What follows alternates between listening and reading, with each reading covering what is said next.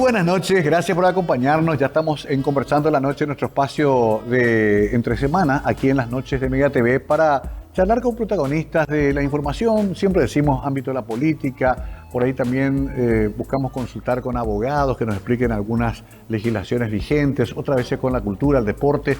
Hoy traemos a alguien que nos puede explicar mucho del funcionamiento, no solamente de la cuestión legal en muchos aspectos, sino también de lo legal vinculado a la municipalidad y a lo que tenemos como derechos y obligaciones en el municipio. ¿Por qué? Porque además de ser abogado, también fue concejal y tiene una importante experiencia en ese ámbito. Pero claro, hablaremos de política, imposible no hacerlo con alguien que milita hace tantos años también en la política, con esa visión que muchos tenemos de un Paraguay más igualitario, más sobre todo atendiendo los temas sociales del país. Esa fue otra de sus vocaciones.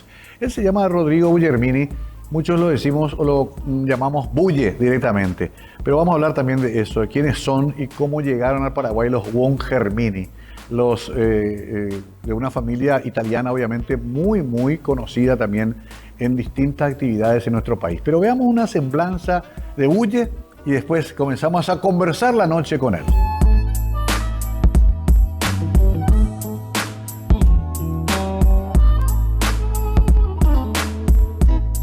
Luis Rodrigo Bullermini Barreto es abogado, político, investigador y docente paraguayo con una trayectoria vinculada a la gestión pública y el análisis de políticas urbanas. Se desempeñó como concejal de la ciudad de Asunción, integrando la bancada Juntos Podemos, y también fue vicepresidente de la Junta Municipal de la capital. Durante su paso por la municipalidad impulsó iniciativas legislativas relacionadas con la gestión urbana, el espacio público y el desarrollo institucional de la ciudad.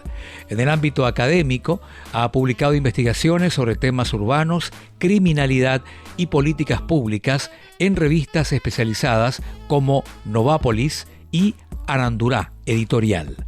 Actualmente combina el ejercicio de la abogacía con la docencia y la investigación, incursionando en el derecho administrativo, área en la que profundiza su experiencia a partir de su paso por la gestión municipal y el trabajo con instituciones públicas. Su perfil se vincula a sectores progresistas y a la reflexión sobre los desafíos institucionales del Paraguay contemporáneo.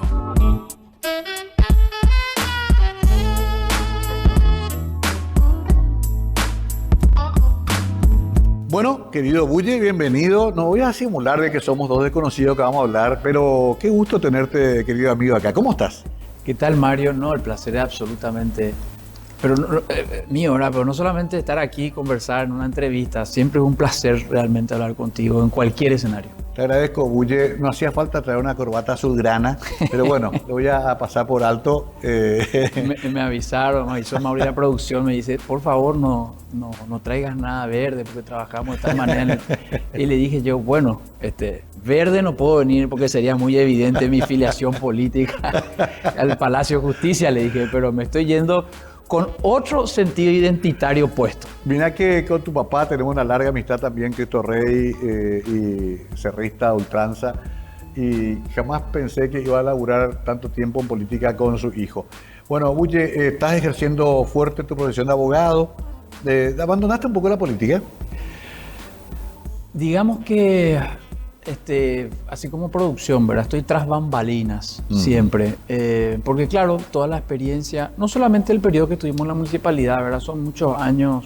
Yo empecé a militar en política a los 16, 17 años más o menos. Sí. Cuestiones gremiales, primero ya en el colegio, ¿verdad? Y durante ese paso son 25, 26 años ya. Y los que están hoy nos conocemos todos. Entonces hay permanentemente conversaciones, claro, consultas, opiniones, a veces incluso trabajos concretos, ¿verdad? Aparte de ser abogado, yo soy politólogo, entonces siempre también tratando de colaborar desde ese lugar, ¿verdad? Entonces estoy siempre vinculado y con todos los sectores, ¿verdad? Sobre todo del espectro opositor y del progresismo, ¿verdad? Claro. No abandoné la militancia. Sí, digamos que en cuanto a posición y vida pública, en este momento estoy más centrado en la cuestión profesional, además de de cuestiones familiares, ¿verdad? Claro. Tengo 2 nenas corriendo ahora en la escuela, después van a estar la tarde en casa, y una en camino en julio, una tercera nena. ¡Epa! Entonces... Ya está como algunos amigos míos que buscando el nene se llenaron de nena. Pero las nenas nos miman toda la vida, así que no hay problema. Qué maravilla, Guille, porque, a ver, bien lo dijiste, militaste muy joven, hicieron una experiencia muy interesante con el PEMAS. Después ahora creo que el espacio tuyo también es el febrerismo, como muchos de nosotros.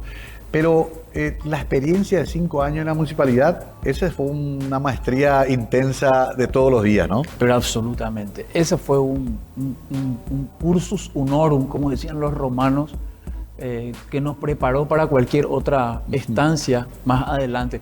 A veces pasa el tiempo, o cuando uno vive en ese tiempo y está en el día a día, y a veces te cuesta ver un poquitito más allá, perdés el horizonte y te consume realmente la tarea diaria, uno parece que pierde perspectiva, ¿verdad? Y después cuando finaliza ese proceso, uno no sabe si sale contento, decepcionado, decepcionado consigo mismo, con un grupo político, ¿qué más pude haber hecho? Idea, ¿qué más pude haber hecho? ¿Qué me equivoqué, no? Qué pucha, eso te queda mucho tiempo, ¿eh? Es mucho tiempo, muchas noches, muchas reflexiones. Pero el tiempo como que va acomodando las cosas y claramente me doy cuenta que esa fue una experiencia muy importante y una experiencia que seguramente ahora ya lo utilizo en el ámbito profesional y en la militancia, pero seguramente todavía lo que adquirimos en esos años intensos, esa experiencia todavía está por devolverse a la gente más adelante, ¿verdad? Desde algún otro lugar. Claro, a ver, ¿qué cantidad de temas se me ocurren? Porque por un lado, lo que yo comprobé, Guille, viniendo del periodismo, vos también ya hiciste varias experiencias en el periodismo, desde la opinión del que está por fuera de las instituciones, hay una visión casi ideal de yo haría esto, hay que hacer esto, y uno encuentra después que la burocracia, la estructura de las entidades públicas son muy diferentes. Claro. Ni se parece ni de cerca a la empresa privada, por ejemplo. No. El empresario te dice, echa la mitad de la gente, por ejemplo. Otros te dicen, convocar rápido a 2 empresas, agarrar la mejor y hacer con eso el repavimentado de Mariscal López. No saben que hay un proceso jurídico, un marco muy difícil de manejar si no tenés el expertise, ¿no? Es un poco uno de los primeros problemas que vimos cuando entramos a la municipalidad. Sí, totalmente. Es que de hecho es uno de los grandes problemas que la humanidad, no solamente Paraguay o Asunción, no ha logrado. De la teoría, bajar esa teoría a la práctica, el trecho es enorme, ¿verdad? Y a veces la práctica diaria en instituciones, digamos, tan enquilosadas, es como que te quieres tirar la teoría, tu programa de gobierno, lo que pensaste, tu forma de entender, de ver el mundo, de entender la ciudad, de la necesidad del ciudadano, y la realidad y la dinámica diaria y de esas instituciones y de esos funcionarios y de todo ese mundo de relaciones que implica una institución tan grande, claro, como la Municipalidad de Asunción o cualquier gobierno, realmente ponen a prueba todo lo que vos estuviste en tu discurso, en tu narrativa, en el relato, en la teoría, en el programa que planteaste. Son como barreras muy grandes que sortear, ¿verdad? Y ahí uno empieza a elegir batallas. Entonces yo a veces le digo a la gente, tenés que traspolar esto para entender mejor a tu vida personal, ¿verdad? Uno a veces quiere hacer muchísimas cosas en la vida cuando tiene 18 o 20 años. Sí. Cuando llegaste a los 40 y hiciste lo que pudiste, ¿verdad? Exacto. Hiciste lo que pudiste. Claro que te queda todo lo que pude hacer y no hice.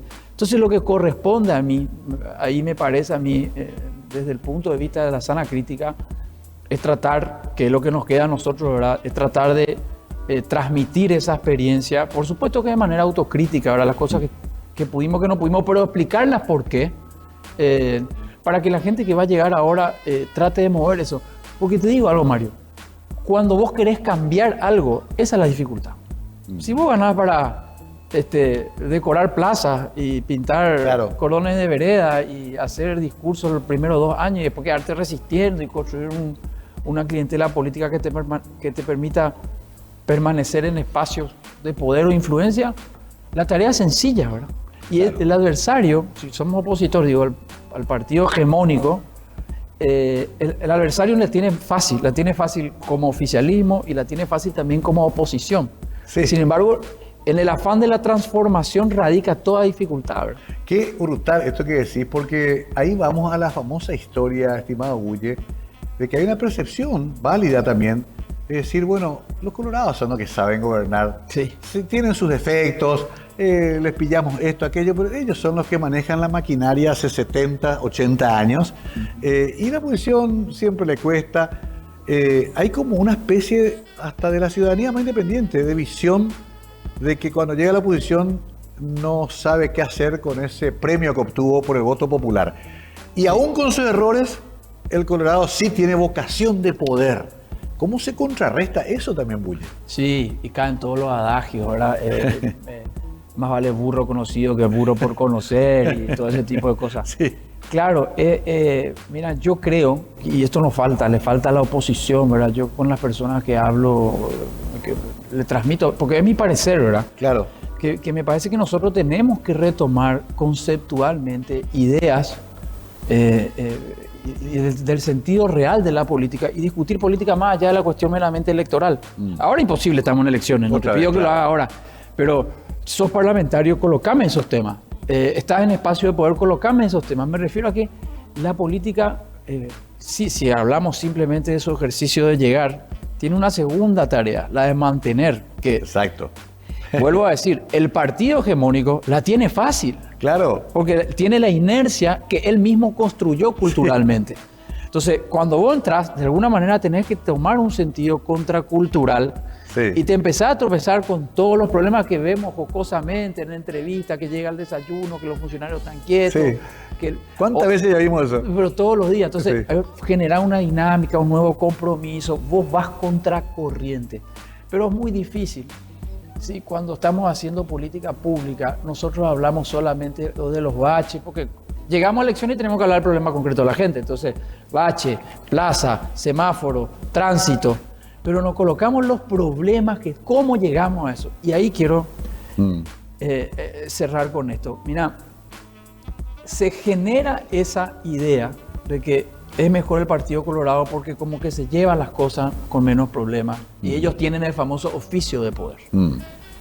Pero claro, tienen un oficio de poder en beneficio directo de ellos mismos. Para lo cual, por supuesto, que ofrecen al público ciertas pequeñas soluciones para poder mantenerse. Pero fíjate, vos, hablemos de las cosas básicas. Ustedes suelen tocar esto en el programa matutino, ¿verdad? Los problemas de la gente, el tránsito, claro, el transporte público. Transporte público. Pero escúchame, el transporte público. La ladera vacía. El transporte público, Mario, parece una tontería, pero llevó a una transformación total de la fisonomía urbana y de la vida de la gente. Claro. La gente tenía las casas, fue una casa antigua, o no tenía cochera o tenía para un auto. Vos sabés porque estuviste en radio y tengo que redondear. Definime ese último concepto para ir al corte. Un tema, el transporte público. Uno. Transformó toda la vida. Antes vos vivías, te ibas a la escuela cerca, te ibas al trabajo cerca, te ibas a visitar a tus vecinos cerca. Ahora tenés que trasladarte 3 o 4 horas todos los días y con el correr de los años se naturalizó esa idea y la gente cree que es lo normal.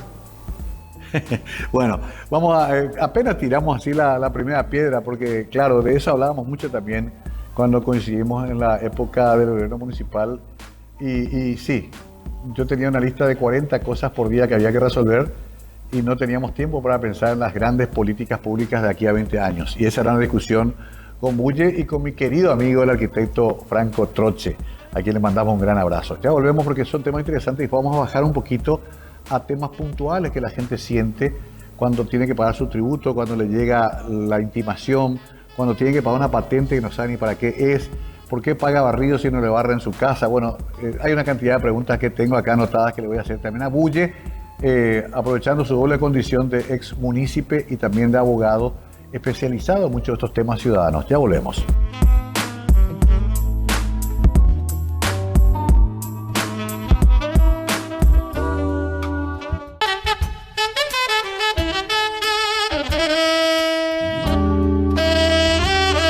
Seguimos con Bulle, Rodrigo Boyer-Milly, lo conocí muy jovencito, combativo, que se vayan ellos, que viajen, que le pique el mosquito a ellos.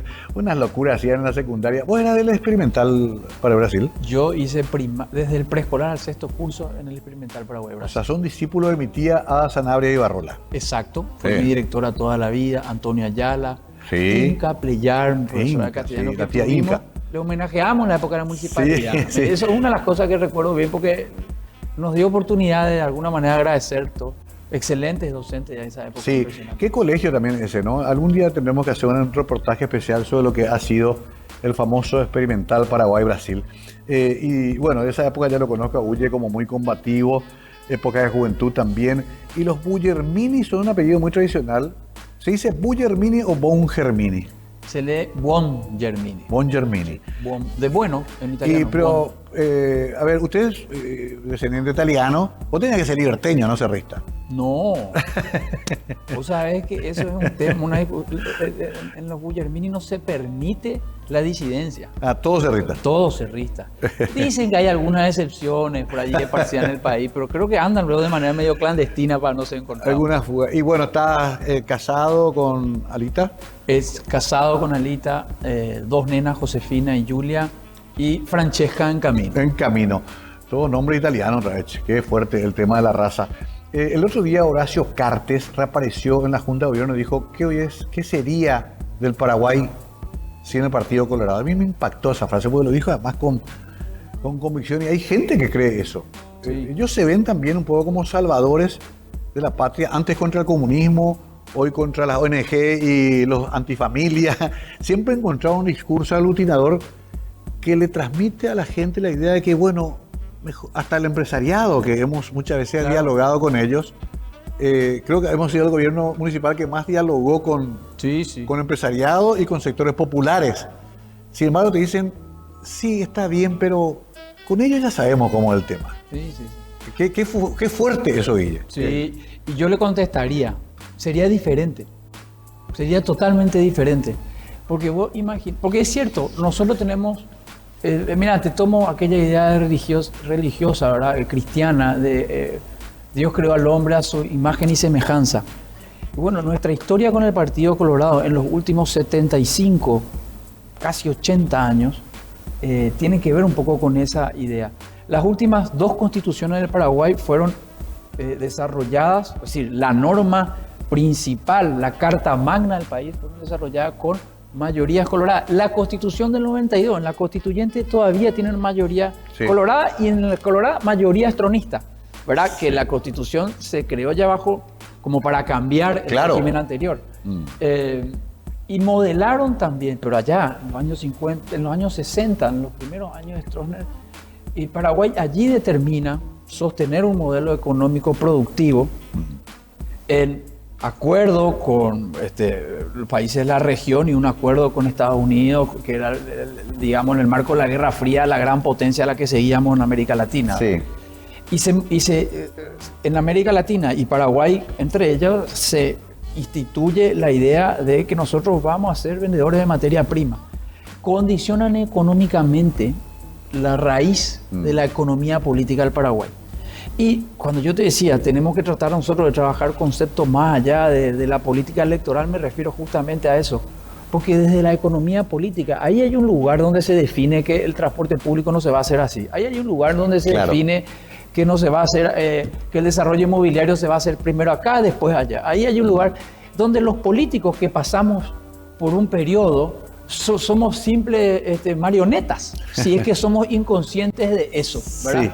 Y el Partido Colorado estuvo en ese rol siempre. Por supuesto que el Paraguay que tenemos hoy está modelado jurídica, institucional y económicamente en base a su participación directa, ¿verdad? Ahora, convengamos, Bulle, me apasiona el tema que cuando tuvimos oportunidades, caso Lugo, que también conoces de cerca, caso mío, tampoco nos dejan terminar el periodo, ni siquiera apenas esbozando un proyecto de cambio de modelo. Porque te acordás que la gran discusión era, o vamos a estar bien con ellos. Yo quería mantener una buena relación con mi junta mayoritariamente colorada. Tuviste excelente relación hasta la noche anterior. Exacto. Así fue. Eso así, siempre yo explico. ¿Qué nos cuando pasó? Salimos fue casi pidiendo perdón. Sí. Fue así, no fue una cosa. Qué curioso, ¿no? O sea, a ver, es como aquella famosa historia del alacrán que sube bajo el lomo del batracio y cruza el río, igual le muerde. ¿Y por qué me mordiste? Porque es mi esencia. Yo a veces digo, le hubiesen dejado terminar a Lugo, le hubiesen dejado terminar a Mario Ferreiro. Pero no, ellos ejercen el poder como diciendo ejemplificador, diciendo, tuviste una oportunidad, pero te vamos a sacar antes por las dudas. ¿Tan fuerte es esa inercia o tan irrenunciable es esa vocación de ejercer el poder hasta con brutalidad?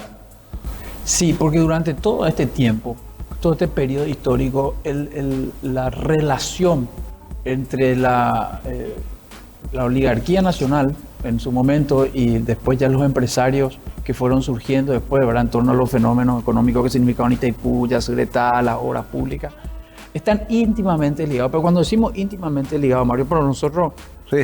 Somos personas, digamos, provenimos de clase media, tenemos también vínculos con esa gente, trabajamos con ellos. No estoy diciendo una mentira, estoy haciendo una observación casi sociológica o histórica. Sí. Relaciones familiares, asistimos a los mismos colegios, sí, a las mismas universidades, somos compañeros exa, crecemos, nuestra hija se va con su hijo. Así la relación es súper íntima. Y la cuestión económica de fondo, empresarial, de los clientes, el abogado de él, está todo íntimamente ligado. Ellos necesitan controlar el poder.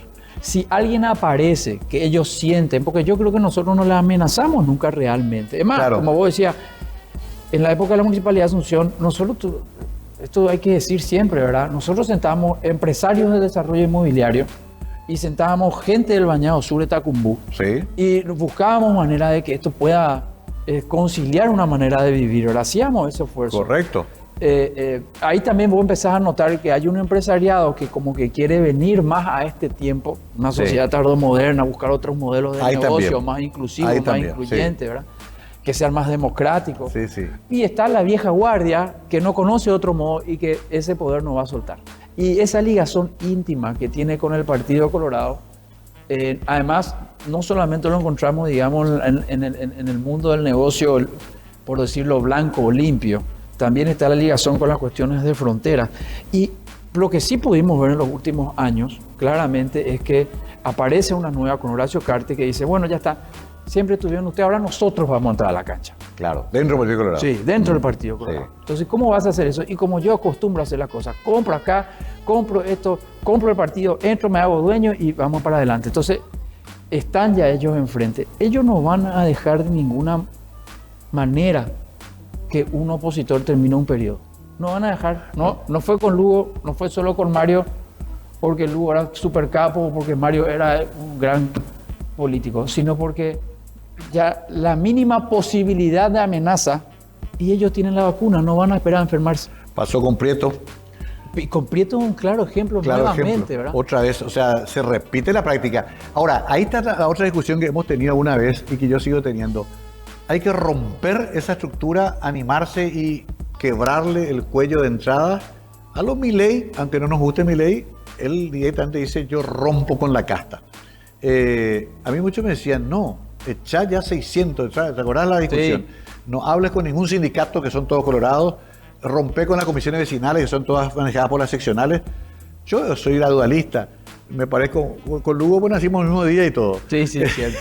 Yo no fui sacerdote, pero tenemos igual cantidad de hijos, me parece. Bueno, ¿qué pasa? No sé si en Paraguay va a poder suceder algo rupturista que termine de quebrar eso, que sí lo hicieron los mexicanos con el PRI en su momento, o los venezolanos cuando les funcionó la revolución. Acá no sé ni si vamos a llegar cerca de eso, Ulle. No, lo que pasa, ¿sabes qué te diría? Y a esta altura también con la experiencia. Lo que pasa es que nosotros podemos querer. Si vos me preguntás a mí, por supuesto que deseo la ruptura, ¿verdad? Pero no la ruptura, esa pequeña, que claro, bueno, ahí nos tocaba en la municipalidad, ¿verdad? La disputa con el sindicato, no sé, pelear de cuestiones. Pero sí, la ruptura tiene que tener dos aspectos fundamentales, ¿verdad? Que no dependen de la voluntad del que a veces está ahí en el frente o los que están en el frente. No sé si Miguel Prieto va a tener esa oportunidad, no sé qué entiende por ruptura además, ¿verdad? Hay que pensar eso. Pero la ruptura sería un cambio sistemático, es decir, uno levanta un árbol torcido de raíz y vuelve a plantar otro. Pero para hacer eso, vos necesitas condiciones objetivas y subjetivas. La famosa discusión de la estrategia política, de la teoría política. Si vos llegás y no tenés un parlamento o una junta municipal, porque vos hacías buenas alianzas, pero no es tuya. Ellos responden a otros intereses, están solamente acordando punto por punto. Sí. Si vos no tenés una mayoría social, o sea, que además no solamente te apoye en silencio, porque Lugo tenía apoyo en silencio. Sí. Necesitamos un apoyo callejero, Claro. movilización, Claro. gente comprometida. Para que eso se dé, primero tiene que haber un hartazgo límite. Segundo, hay cierto nivel de espontaneidad social en esa reacción. La teoría clásica, crítica, lo que te dice es que un partido rupturista tiene que estar listo para convertirse en vanguardia de esa reacción. Pero no al revés, que el partido vanguardia venga y te diga vamos hacia acá. Porque la gente, el sentido común, tal vez no esté dispuesto a acompañarte. Claro, la inercia Entonces, misma. vos estás en una delgada línea. La política institucional no tenés mayorías. Y la política afuera, que tenés sectores dominantes en tu contra y tenés socialmente gente que te quiere, Sí. te abraza, Sí. se saca una fotografía, pero todavía no está para salir a enfrentar una curioso. lucha. Qué interesante. Me hace acordar cuando buscábamos gente para llenar la plaza el día que cayó Lugo y no logramos. Se trajo algo, pero no. El país entendía que era una injusticia enorme la que se estaba cometiendo, pero aún así no reaccionó. Claro. Esa ciudadanía. Tengo que hacer la pausa, Claro. porque hay tantos temas, no va a quedar corto el programa, porque hace rato además que no me privilegia una visita, que pensaba que es mi vecino del barrio Sajonia, Sí. el querido Rodrigo Guglielmini. Ya volvemos con él, conversando en la noche en Mega TV.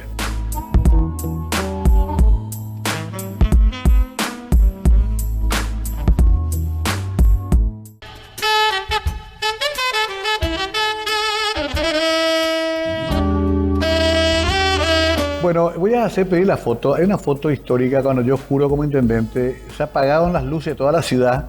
Vino una tormenta épica. Sí, así sí. nos recibieron. Nos recibió una tormenta. Y después 4 inundaciones.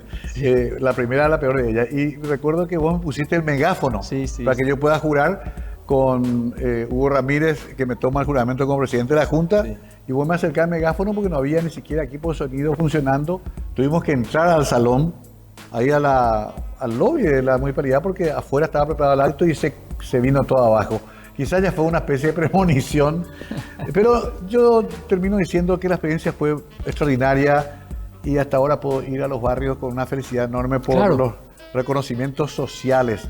Mucha gente no entiende que no es solamente bache el problema, que no es luego bache el problema, Sí. que hay algo mucho más complejo que es el tejido social, que es la ocupación del espacio público, algo que elaboraste mucho también vos, que son los centros municipales Sí. que se potenciaron. Hay toda una ciudad que está por fuera de esa visión medio de maravilla y de potencia económica que queremos transmitir a veces como ciudad. Evidentemente que eso fue lo mejor que nos pasó en esos 5 años. 5 en el caso tuyo, 4 a mí me dejaron. Pero no quiero, tenemos poco tiempo y también dije voy a tocar lo jurídico. Estás haciendo tribunales, estás haciendo pasillos, estás haciendo casos, audiencias, Sí. juicios orales. Estás metido ahora en el Sí, Caracú. sí, estoy.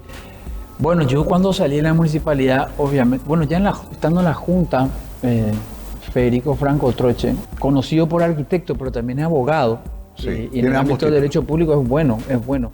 Y él me hizo el jale, vamos a estudiar a la Argentina una especialización en derecho administrativo. Nos fuimos, nos vino la pandemia, qué sé yo, igual terminamos. Entonces cuando salgo de allí y salí, hay que laburar, ¿verdad? Urgentemente había nacido Josefina. Bueno, me rebusqué rápido en lo que en ese momento tenía a mano, que era la experiencia municipal y ese conocimiento recién adquirido. Me metí en el mundo del derecho administrativo, ¿verdad? Y hoy día, hace 2 años prácticamente, en el estudio Arias García, abogados asociados, y ahí aprendiendo de 2 monstruos, bueno, no 2, 3, 4 monstruos, Claro. ahí está Álvaro Arias, José Enrique García, Paola Villalba, Claro, una escuela. todos los que están allí, que es una escuela enorme para mí, Israel. Claro, porque hay una especie de zona gris que la gente, el ciudadano sobre todo se siente muy desprotegido. Es como que la institución, si no entendés cómo funciona, le pasa por encima. Voy a poner un caso muy concreto.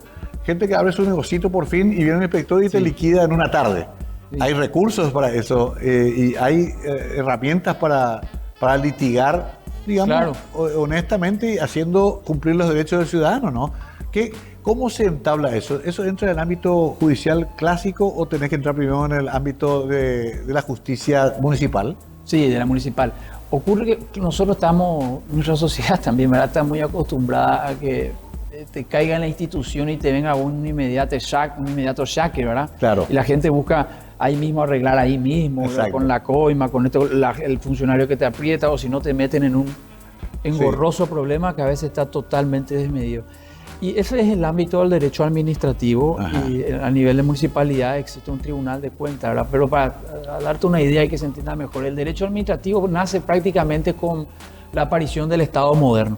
Antes el poder era total y absoluto del rey y los ciudadanos eran súbditos, ¿verdad? Entonces controlaba todo. Con la aparición del Estado moderno aparece una nueva cosa que es el Estado como poder y su relación con los ciudadanos. La regulación entre el Estado, gobierno central o gobierno municipal y su relación con los ciudadanos está regulada por el ámbito del derecho administrativo. Y allí tenemos todos los mismos principios que se tienen en el derecho privado, en el derecho civil, en el derecho penal. Ajá. Tenemos, aunque tiene sus notas distintivas. Sí. Por ejemplo, te digo algo que todos los días se pisotea en el Paraguay. En el derecho administrativo el principio de legalidad es inverso al del derecho privado. Es decir, nosotros podemos hacer todo lo que la ley no nos prohíbe, está permitido en el ámbito del derecho privado. En el público está permitido solo lo que está taxativamente regulado. Esa es una diferencia. Es una inversión, claro. ¿Verdad? Entonces, no podés ir más de eso. Claro, entonces no te puede venir a atropellar. Y el Estado, el poder político, el poder del Estado, claro que hay una desigualdad en la relación del ciudadano. Sí. Entonces, esa desigualdad es lo que el derecho administrativo, llevado a un proceso que tiene los demás principios, te decía, el debido proceso, el derecho a ser oído, apelación, de prueba, apelación. Bueno, eso tiene su instancia, ¿verdad? Y la máxima es que hay que primero agotar las instancias en la misma institución. Si fuera una cuestión de multa al negocio, abriste tu ferretería, hiciste un cambio, quieren decirte que hiciste una gran modificación, y bueno, antes de que pagues una multa, antes de que caigan en las trampas de algunos funcionarios corruptos, nosotros podemos llevar eso al ámbito de litigación municipal, que es un tribunal de cuentas. Interesante eso para la gente que está viendo, porque le pasa todos los días. Sí, y aparte otra cuestión que aprendimos todos también de la vida es que ese pago de una coima, una ayuda, que llámale como quiera, una gestión, para ponerlo en términos, yo te voy a gestionar, en realidad nunca termina resolviéndose y va a saltar dentro de 5 años, 10 años. Hemos visto gente que dice, pero yo ya pagué, y acá no figura en ningún registro, ningún pago de nada.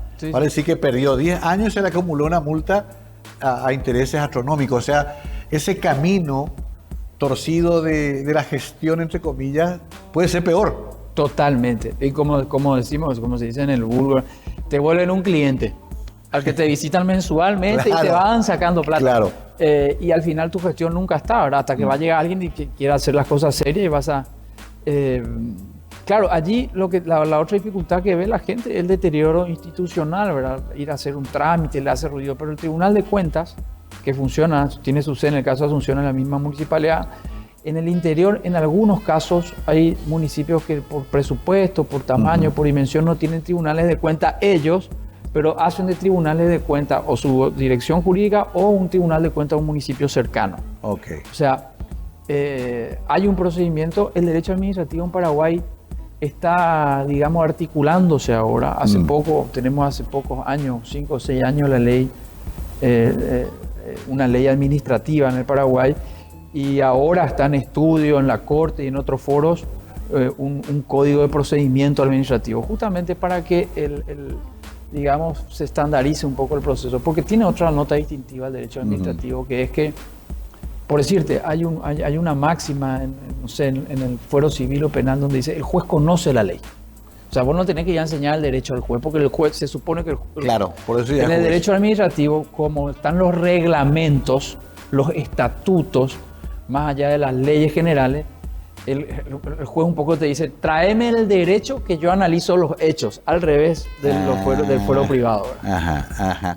Interesante para que entendamos los mecanismos de un tema que para el ciudadano común es bastante oscuro, estimado Willy. No tiene tiempo el ciudadano común muchas veces de cómo reclamar sus Y por último, dentro de este ámbito está también la vinculación del sector privado con las municipalidades, que también es un ámbito que muchas veces se desconoce y que es muy complejo. Y finalmente también en ese mismo circuito está esta cuestión muy típica de una Contraloría que controla justamente la actividad de los intendentes, en general de los funcionarios públicos. Ahí también tenés alguna experiencia, ¿no? Sí.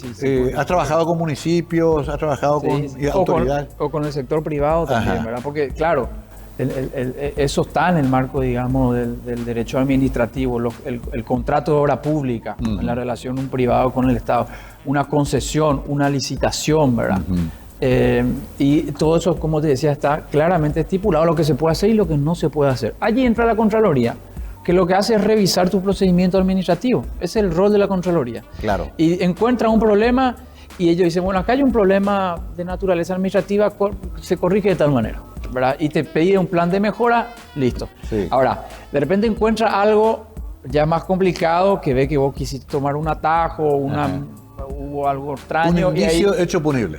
Auditoría forense, y de forense remiten al Ministerio Público. Claro. Y ahí eso pasa ya al ámbito penal también. ¿Sabes por qué te digo, Bulle? Porque mucha gente de muy buenas intenciones llega a ser intendente municipal de municipios del interior, sobre todo, con muy buena, pero después se encuentra una maraña jurídica de la cual no puede más escapar nunca. Quizás porque no tiene la asesoría adecuada, digamos, ¿no? Y además nosotros tenemos el ejemplo de Asunción, pero a mí ahora me tocó trabajar con municipios del interior, del Chaco, ¿verdad? Las condiciones son dramáticamente distintas, ¿verdad? Incluso acompañar la norma, porque si estamos diciendo que solamente nos está permitido hacer lo que está regulado, lo que dice expresamente allí, a ellos ya les dificulta acompañar la norma. Le ganan los plazos, le ganan el procedimiento, no le da el presupuesto para hacer un llamado. Entonces manejan eso como pueden, ¿verdad? Y viven observados por la Contraloría. Ahí también, se me va acabando el tiempo este bloque, pero ahí también falta una reforma, Bulle. Algo habrá que hacer. Hay municipios que no tienen presupuesto para pagar un asesor jurídico. Así es. ¿Verdad?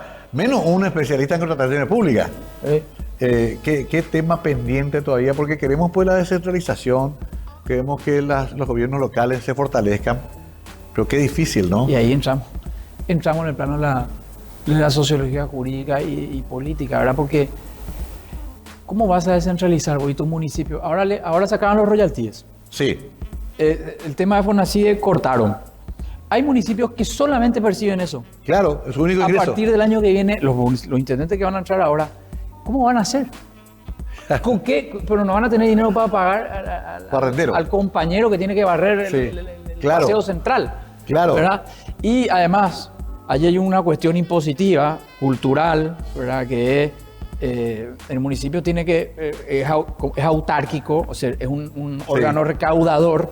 Y si no tenés capacidad de recaudación, imagínate un municipio, no sé, no quiero decir ninguno porque por ahí escucho un intendente. Sí, claro. Pues imagínate un municipio en el interior, una zona súper rural, un municipio, los más pequeños que tienen solamente 9 concejales, que los concejales no tienen un salario, tienen una dieta de 500.000 guaraníes, o sea, en paralelo tienen que ser docente, pintor, maestro de obra. El intendente mismo no puede vivir de eso y se le cortaron esto porque son todos ladrones, ¿verdad? Se hace así una generalización. Sí. Entonces le vamos a quitar royalty, quiten todo eso y que hagan algo. Y entonces tiene que salir a cobrarle al señor agroganadero de 20.000 hectáreas impuesto inmobiliario. ¿Quién es más fuerte? ¿Cómo ese papel de Estado, la municipalidad, se le presenta al señor y le dice, señor, corresponde que me pague 200 millones de guaraníes de impuestos? Y el otro, y le meten tribunal de cuentas, no le paga nunca. Entonces, ¿cómo esa municipalidad, pobre municipalidad, ¿verdad? Va a hacer algo por la gente? No hay forma. Ahí dejamos esa reflexión muy válida. Estos son temas que tenemos que discutir en otros niveles, no en elecciones, pero en otro nivel tendría que haber tanques de pensamiento que estén pensando esto, inclusive dentro del propio Partido Colorado. Tendría que ser multiideológico esto en Paraguay, porque a todos nos va a tocar este problema más temprano que tarde. Ya volvemos con la última parte de esta interesante charla con el abogado Rodrigo Bullermini.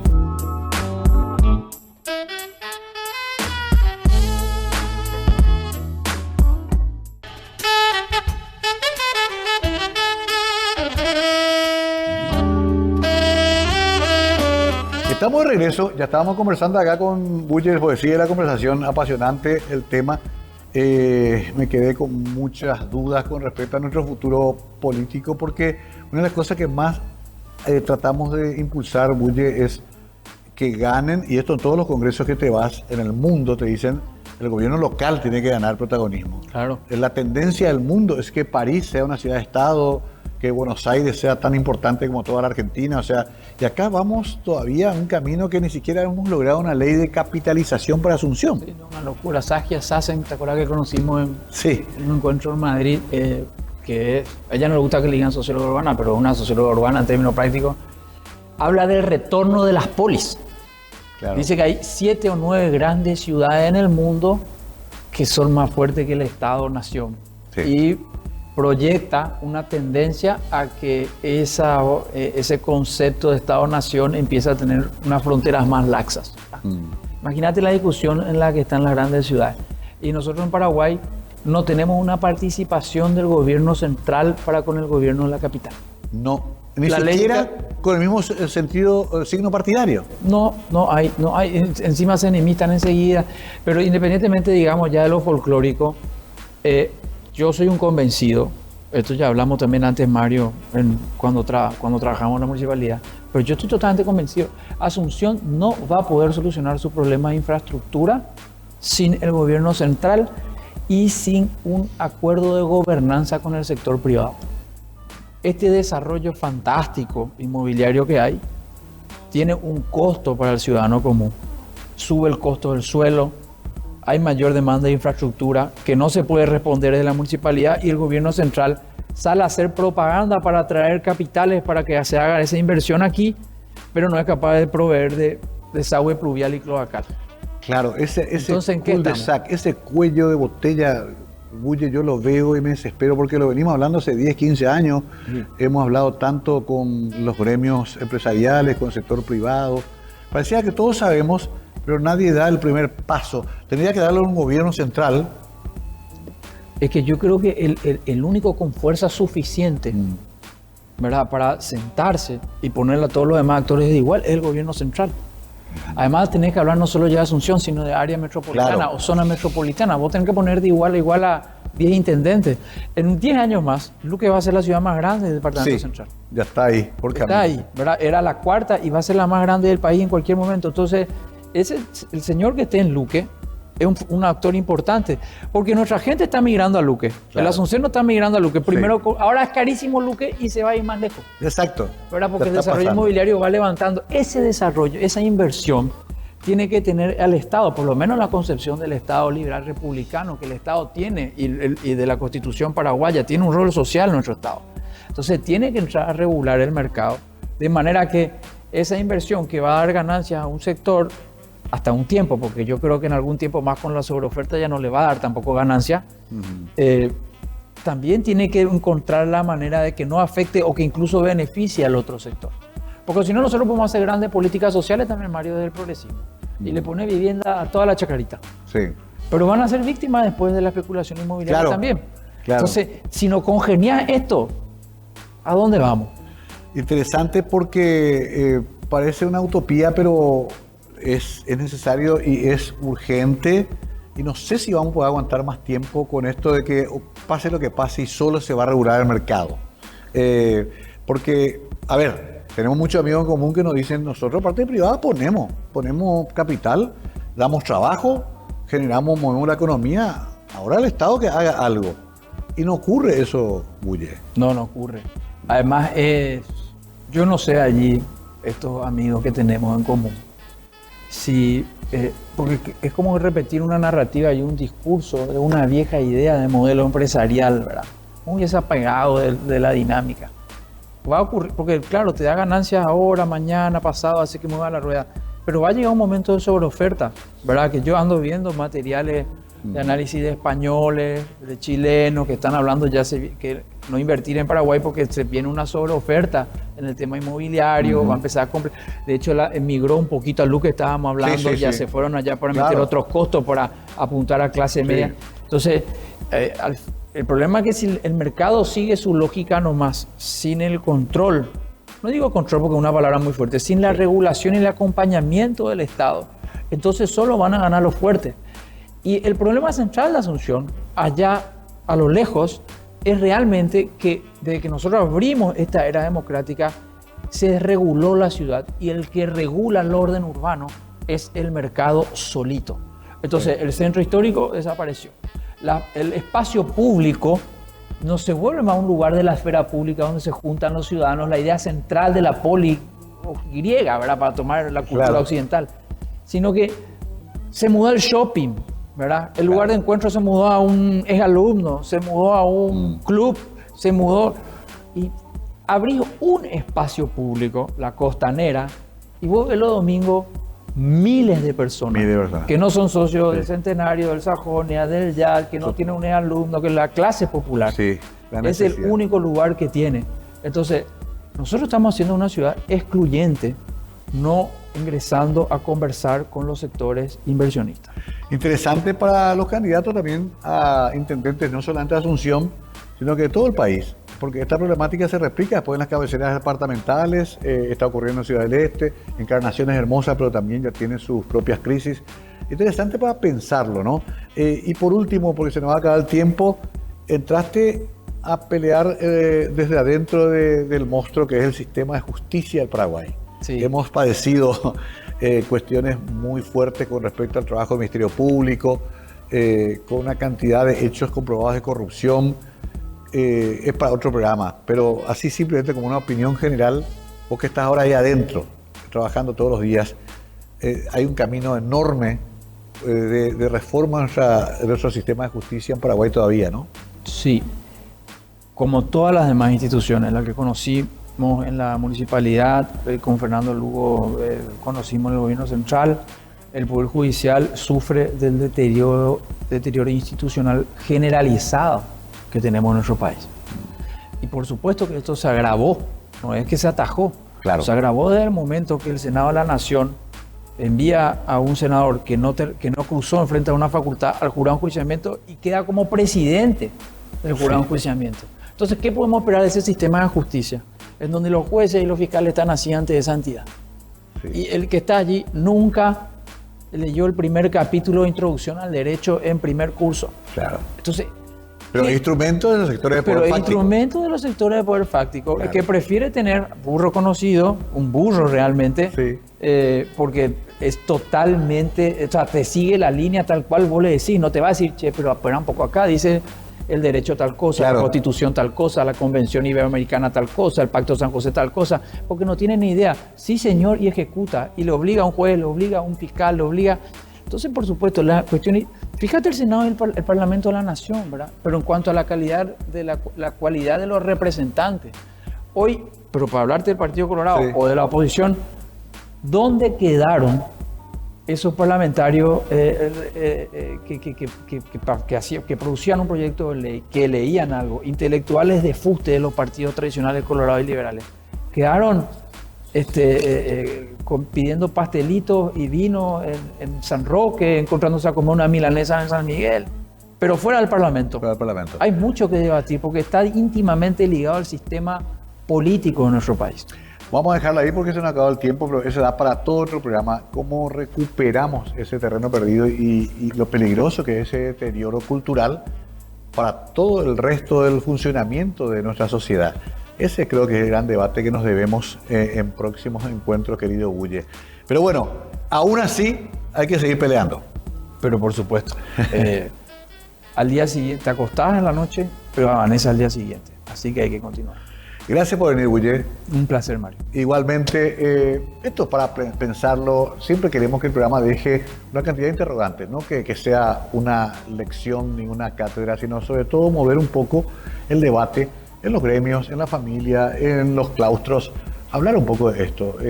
Paraguay necesita una terapia intensiva de calidad en materia de representación política, de calidad en materia también de qué estamos viendo en las aulas de las universidades, cómo vamos a corregir este rumbo del desastre al que nos han llevado justamente quienes dicen que han salvado al país. Pero vamos a discutirlo otro día. Gracias y buenas noches.